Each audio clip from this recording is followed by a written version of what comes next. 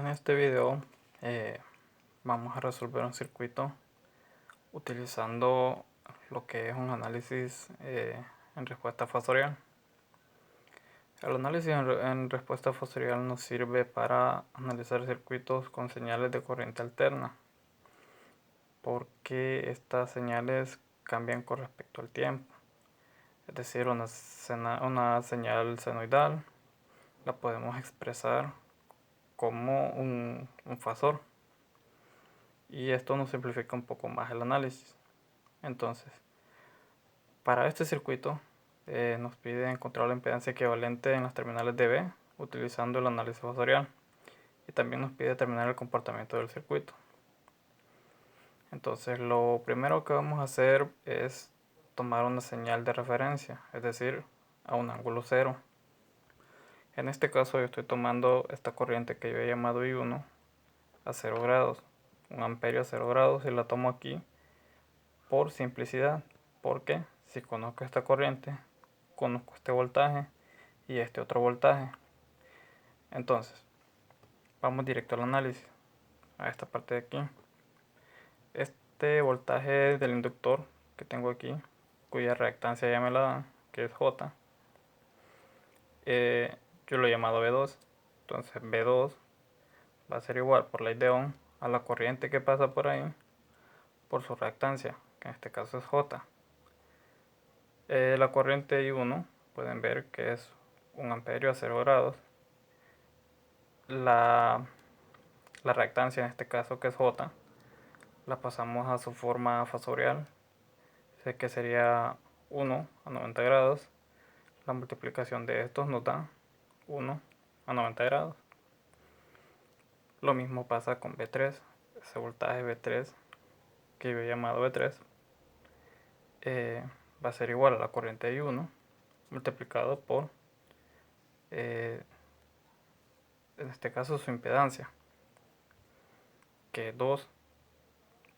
Entonces 1 amperio a 0 grados por 2 nos va a dar 2 amperios, 2 voltios, en este caso que es voltaje, a 0 grados.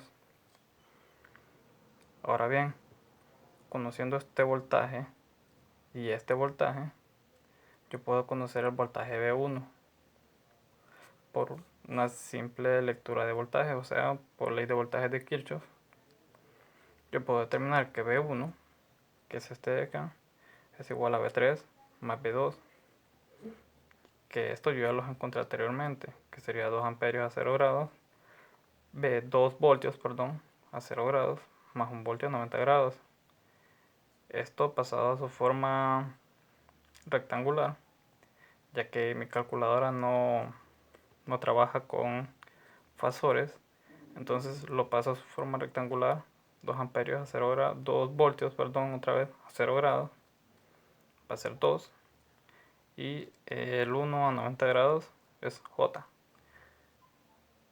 Entonces la suma de esos dos me queda 2 más J, que es un número complejo que yo lo puedo representar en su forma fasorial, que es 2.236 a 26.57 grados, y este va a ser nuestro voltaje B1. Ahora bien, conociendo el voltaje B1, que es este de aquí, yo puedo conocer esta corriente que he llamado I2. Entonces I2 va a ser igual al voltaje en este elemento entre su reactancia, en este caso, que es un capacitor. Aquí lo tenemos, I2 es igual al voltaje B1 entre menos 2J, que es la reactancia del capacitor.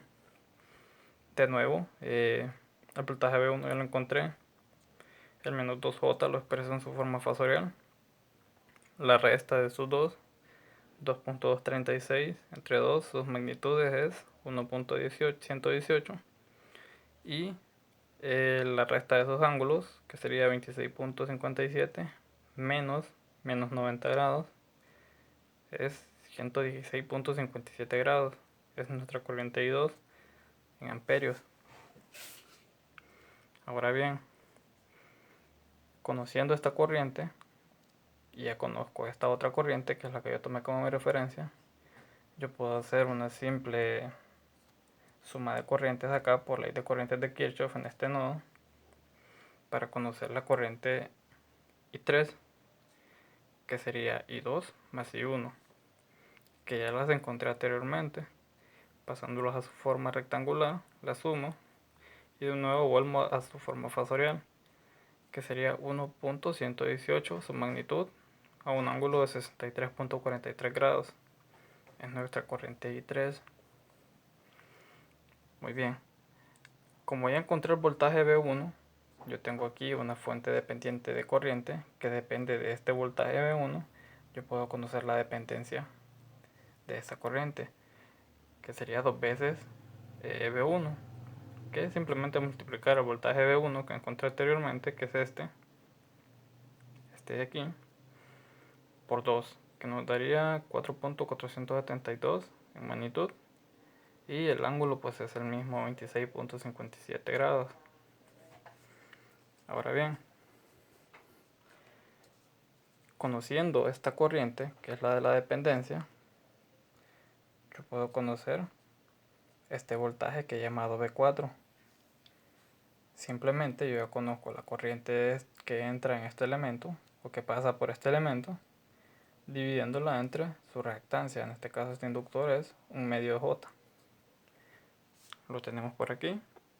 V4 es igual a menos 2V1, ya que entra por la terminal negativa, como podemos ver, entre 0.5J, o sea 1/2 de J. El menos pues nos cambia el ángulo de nuestro fasor, que originalmente es 26.57 grados, y en este caso sería 206.57 por el negativo. El 0.5J en su forma fasorial, 0.590 grados, y esto nos da un voltaje de 8.944 a 116.57 grados. Entonces, como ya conozco este voltaje y ya conozco la corriente, pues ya solo me queda encontrar el voltaje V5, y con este encuentro la corriente I. Entonces, vemos aquí